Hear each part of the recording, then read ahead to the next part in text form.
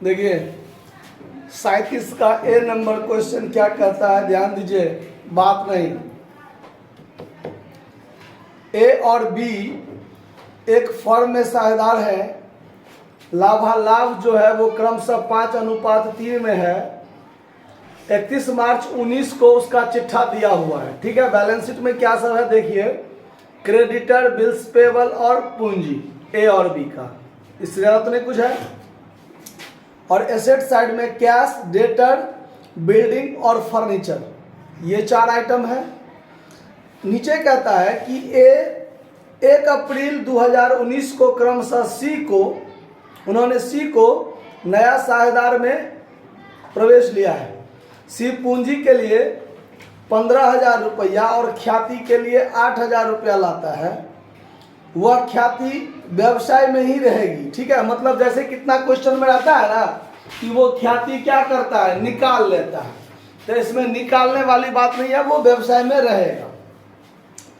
सी भविष्य में लाभ में 1/5 हिस्सा मिलेगा और संपत्ति और दायित्वों का पुनर्मूल्यांकन इस प्रकार होगा। भवन पर 70,000 पर भवन को मूल्यांकन किया गया है, तो 70,000 पहले से भवन कितना था वो देखिए 60,000, अब हो गया 70,000, तो 10,000 वैल्यूएशन में फायदा होगा। फर्नीचर का मूल्य 10% कम होगा तो इसमें घाटा होगा। देनदार पर 5% का प्रावधान होगा तो ये भी घाटा होगा।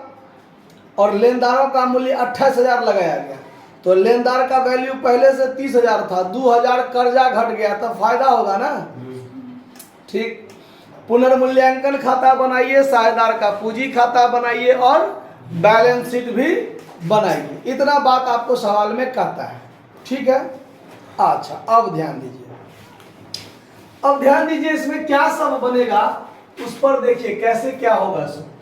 37 का ए नंबर क्वेश्चन, इसमें जर्नल एंट्री बनाने के लिए नहीं कहता है, जर्नल एंट्री नहीं बनेगा, लेकिन आपको मुजबानी हर एक जर्नल एंट्री आना चाहिए तब सवाल समझ में आएगा, ठीक है।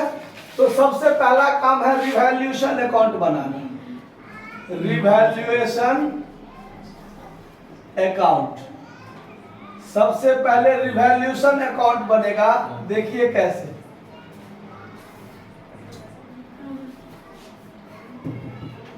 ये क्रेडिट डेबिट, पार्टिकुलर अमाउंट आप लोग खुद लिख लीजिएगा, नहीं तो लिखिए देते हैं, चलिए।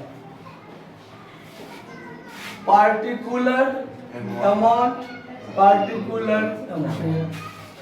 अब रिवैल्यूएशन से संबंधित अगर फायदा होगा तो किधर लिखेंगे, क्रेडिट में, और घाटा होगा तो आपको रिवैल्यूएशन से संबंधित क्या बात है देखिए।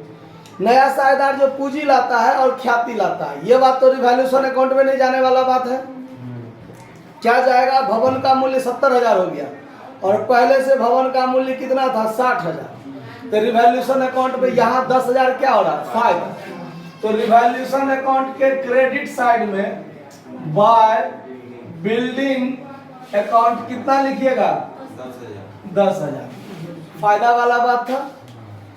अगला बात, फर्नीचर 10% से कम हो गया, फर्नीचर का दाम था 10,000 और 10% से कम होगा तो 1,000 रुपया घटेगा ना, तो फर्नीचर पर फायदा हुआ कि घाटा, तो डेबिट में लिखेंगे टू फर्नीचर अकाउंट कितना, 1,000। उसके बाद है देनदार पर 5% प्रावधान हुआ, तो ये फायदा हुआ कि घाटा, देनदार पर प्रावधान हुआ तो घाटा। डेबिट में लिख दीजिए टू प्रोविजन फॉर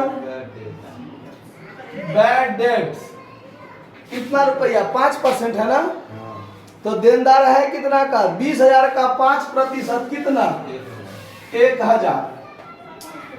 उसके बाद लेनदार का मूल्य 28,000 हो गया, लेनदार का मूल्य पहले था 30,000 अब हो गया 28,000, तो 2,000 घट गया, तो लेनदार में ये फायदा हुआ कि घाटा, फायदा। तो रिवैल्यूएशन अकाउंट के क्रेडिट साइड में जाएगा क्रेडिटर्स अकाउंट कितना, 2,000। बात आया समझ में, सवाल खत्म हो गया ये रिवैल्यूएशन अकाउंट संबंधी।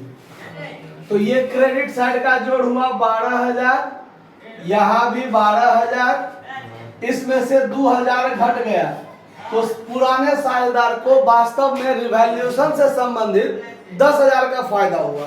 ठीक है, ये फायदा कौन लेगा? Old partner. यहां लिख देंगे to old partners capital account.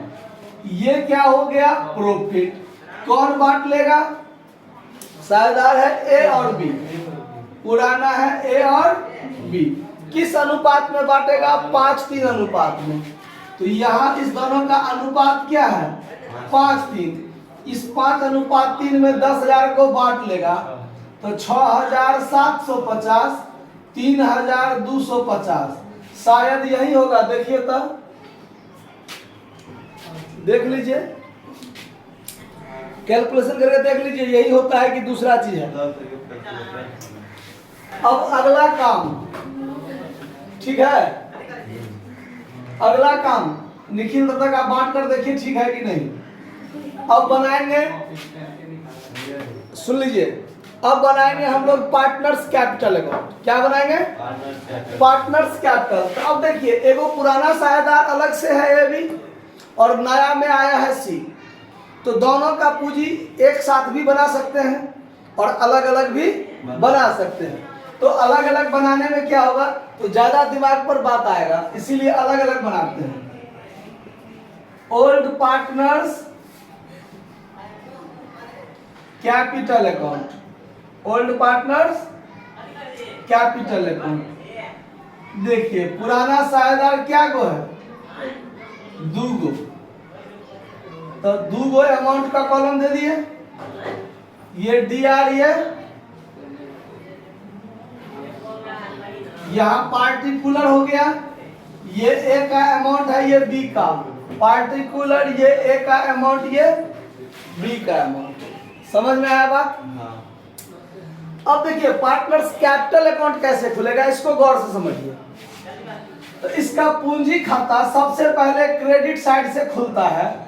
तो क्रेडिट साइड में बाय बैलेंस बीडी देंगे, जो उसके बैलेंस शीट में पहले से मौजूद है वो देखिए। तो ए का पूंजी 35,000 और बी का पूंजी 20,000। यहाँ 35,000 और यहाँ 20,000। इस बात को समझने में कोई दिक्कत? अब चूंकि हमारे पास जर्नल नहीं है, मुजवानी बना रहे हैं दिमाग से, तो सवाल क्या कहता है कि नया साझेदार जब प्रवेश किया था तो उसने पूंजी के अलावा 8,000 ख्याति लाया था। उस 8,000 ख्याति को कौन बांटेगा? कौन बांटेगा? पुराना साझेदार। किस अनुपात में? त्याग अनुपात में। नया अनुपात है नहीं, तो पुराना अनुपात ही क्या हो जाएगा? त्याग अनुपात। तो ये 8,000 को ए और बी बांटेगा, तो ए का पूंजी बढ़ेगा और बी का पूंजी भी। तो पूंजी बढ़ता है किस साइड से? और याद रखिए, ये पूंजी बढ़ेगा किस चीज के माध्यम से? क्या है? ये गलत है, हम तो हम ठकानी लिखे थे, तुम तो जानबे करते थे। 6,250 और 3750। बस यही काम करता ना। हाँ, इसीलिए शंका में था हम लोग, इसीलिए बोले ना चेक कर लीजिए, नहीं तो बाद में पूंजी खाता में गड़बड़ा जाता। देखिए, तो अब यहाँ वो जो 8,000 रुपया प्रीमियम ला रहा है, तो वो प्रीमियम कौन बांटता है? पुराना साझेदार। उसका पूंजी बढ़ेगा तो यहाँ क्या लिख देंगे? By premium account. कितना रुपया? तो 8,000 है, 5:3 में बांटेगा, तो 5,000 ए का हिस्सा हो जाएगा और 3,000 बी का हिस्सा हो जाएगा। अब चलिए, ये रिवैल्यूएशन अकाउंट में जो प्रॉफिट हुआ है, ये भी प्रॉफिट से उसका पूंजी बढ़ेगा कि घटेगा? बढ़ेगा। तो यहाँ क्रेडिट साइड में लिख देंगे बाय रिवैल्यूएशन अकाउंट, आदि भी देकर के डॉट कर दिया है, समझ जाइएगा बात। बाय रिवैल्यूएशन अकाउंट 6,250 और 3,750। ठीक है, अब चलिए, लगभग सारा बात हो गया। और अब ध्यान दीजिए, आगे किसी सवाल में आपको रह सकता है कि बैलेंस शीट में यदि पहले से जनरल रिजर्व हो, गुडविल हो एसेट साइड में, पीएल अकाउंट हो लायबिलिटी साइड में, चाहे एसेट साइड में, या वर्कमैन कंपनसेशन फंड हो, या किसी भी तरह का रिजर्व जो बांटने वाला हो, उसको पुराना साझेदार क्या करेगा? पुराने अनुपात में। अगर लायबिलिटी साइड में होगा तो क्रेडिट साइड में बांटेंगे पुराने अनुपात में। अगर एसेट साइड में हो गुडविल या पीएल, उसको डेबिट साइड में बांटेंगे पुराने अनुपात में। आया बात समझ में? तो ये देख लेना है कि बांटने वाला अगर कोई आइटम है तो उसको बांट लेगा। आया समझ में? तो यहां पर सारा बात क्या हो गया? खत्म हो गया। यहां पर टोटल कर लीजिए। तो ये 35 5 40 6 46,250, 20 3 23 3 26,750, 46,250 ए का, 26,750 बी का। अब यहाँ घटने वाला आइटम कुछ नहीं है, तो यही चीज टू बैलेंस सीडी हो जाएगा। क्या हो जाएगा? अगर यहाँ कुछ घटने वाला रहता तो घटा कर तब बचता सीडी। जैसे ये पुराने बैलेंस शीट से आया ना, अब ये अगले नया बैलेंस शीट में जाएगा पूंजी। समझ में आया बात? पिछले बैलेंस शीट से बीडी आया और अगले बैलेंस शीट में कौन जाएगा? सीडी जाएगा। ध्यान रहेगा बात? अब आपको बनाना है न्यू पार्टनर्स कैपिटल अकाउंट। तो न्यू पार्टनर कौन है? सी। तो सीज कैपिटल अकाउंट यहां लिख दीजिए। अकेले है इसीलिए ये आपका कौन है? न्यू पार्टनर है। इसके पूंजी खाता में क्या सब जाएगा वो देखिए। इसके पूंजी खाता में कुछ नहीं जाएगा ज्यादा बात, बस ये जब प्रवेश किया तो पूंजी के लिए कितना ला रहा है? 15,000। तो cash account DR2 new partners capital account, यही ना एंट्री बनाते हैं। तो न्यू पार्टनर है क्रेडिट में, तो क्रेडिट में क्या लिखेंगे? By cash account. कितना रुपया? 15,000। इससे ज्यादा कोई बात है? अगर ये ख्याति नगद नहीं लाया रहता तो इसके पूंजी में से कटता, वो बात भी नहीं है, वो तो नगद ही लाया है पुराना नया साझेदार। चलिए यहां हो गया टोटल 15,000। 15,000 यहां घटने वाला कोई आइटम नहीं है, तो यही क्या हो जाएगा? To balance CD. कितना? तो पुराना बैलेंस शीट में सिर्फ दुइये को साझेदार का पूंजी था। अब नया बैलेंस शीट में ये और ये तीनों जाएगा ना, क्योंकि नया में तो तीनों साझेदार हो गया। अब बनाएंगे balance sheet, new balance sheet as on. कोई डेट है मेंशन सवाल में? 31 कितना? 31/12/2019। ये तो पुराना चिट्ठा है ना। 31 मार्च से सब दिन है ना। 1 अप्रैल 2019 को ये प्रवेश किया है। सुन लीजिए, उसी दिन बनेगा। 31 मार्च 2019 को बैलेंस शीट था और उसी दिन 1 अप्रैल 2019 को ये प्रवेश किया है। कब प्रवेश किया? एक साल बाद। हाँ सुनिए ना, तो अब जिस दिन प्रवेश किया है उसी दिन का बैलेंस शीट होगा। उस दिन का एक साल बाद का होगा। जिस दिन प्रवेश किया उसी दिन का ना। अब 1 साल के बाद तो पूरे साल व्यवसाय चलेगा, लाभ होगा, तो तीनों साझेदार का होगा जो होगा सो। लेकिन जिस तारीख को ये प्रवेश किया है उस ये काम सब जो हुआ है ये पिछला का काम हुआ ना। अब अगला बैलेंस शीट 1 साल के बाद बनेगा, उसमें तो नया साझेदार भी पहले से रहेगा। आज जो ये प्रवेश किया है उस तारीख का बैलेंस शीट बनाएंगे हम लोग। तो 1 अप्रैल 2019 को प्रवेश किया है, तो यहाँ 1 अप्रैल लिख दीजिए। 1/4/2019 ये डेट यहाँ लिखाएगा। आया बात समझ में? ये इधर हो जाएगा आपका capital and liabilities amount, assets and properties amount. ठीक है? हाँ एसेट्स एंड प्रॉपर्टीज होता है। अब देखिए, अब लायबिलिटी साइड में क्या सब है जो पहले से है। देखिए क्रेडिटर्स पहले से कितना का था? 30,000 और 2,000 घट गया दाम, तब उसका वैल्यू कितना हो गया? 28,000। तो आप यहां पर लिख दीजिए 30,000 माइनस 2,000 बराबर कितना? 28,000। क्लियर होते जा रहा है बात। उसके बाद देखिए क्या है, बिल्स पेबल में कोई परिवर्तन नहीं हुआ है। बिल्स पेबल में कोई परिवर्तन नहीं है। कितना? 10,000 ज्यों का त्यों रहेगा। कैपिटल में परिवर्तन हुआ। कैपिटल है ए, बी और सी। अब तो तीनों का होगा ना। तो देखिए ए का 46,250, बी का 26,750 और सी का 15,000 है ना। जोड़ लीजिए 40 और 20 60, 60 12 72, 72 1 73, 73 5 78 10 88,000 टोटल। एक बार आप लोग भी जोड़ कर देख लीजिए। उसके बाद एसेट्स साइड में आते हैं। एसेट्स में क्या सब होगा? सबसे पहले क्या है? कैश 5,000। अब यहाँ ध्यान दीजिए, एडमिशन ऑफ पार्टनर में ध्यान रखिएगा। या तो हम कैश अकाउंट पहले बना लें या कैश अकाउंट पहले नहीं बनाते हैं। स्पष्ट क्लियर नहीं है कैश अकाउंट बनाना, तो हम नहीं भी बनाएंगे, लेकिन तब कैलकुलेशन करना पड़ेगा कि कैश मेरा वास्तव में क्या होगा। पहले से कितना था कैश? 5,000। और जब नया साझेदार प्रवेश किया तो ये 15,000 लाया और ये जो आपका क्या था प्रीमियम 8,000, ये भी तो ला रहा है। तो 15,000 और 8,000, 15,000 और प्लस 8,000 तो 20 8 28, यानी कैश का स्थिति अब हमारे पास 28,000 का होगा। आया बात समझ में? उसके बाद डेटर है 20,000 का। देखिए डेटर कितना का था?